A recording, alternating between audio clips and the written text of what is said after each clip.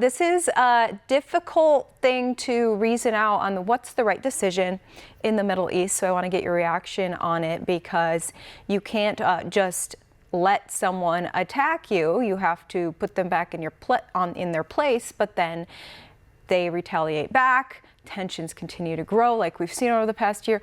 How do you resolve it? What's your reaction? Well, J.D. Vance makes a good point. He goes back to October 7th. But this story goes a lot further back than October 7th of last year. We can go back to 1953, when the U.S. and British kicked out a democratic leader in Iran named Mossadegh, and installed the Shah, who was brutal on his people. And then, in 1979, the Shah was kicked out by the religious Islamists who are in power still today. So this is a story that goes back a lot further than October 7th. And as an American citizen, my concern is what my U.S. Government does. I'm not here to take sides of Iran versus Israel, but my U.S. government has been knee-deep in this since the 1950s. Israel is not a U.S. state.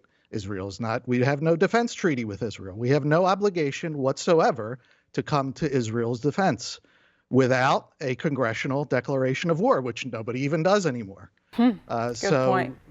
So we have no obligation, and we shouldn't. We have a massive problems here in this country. One being an open border.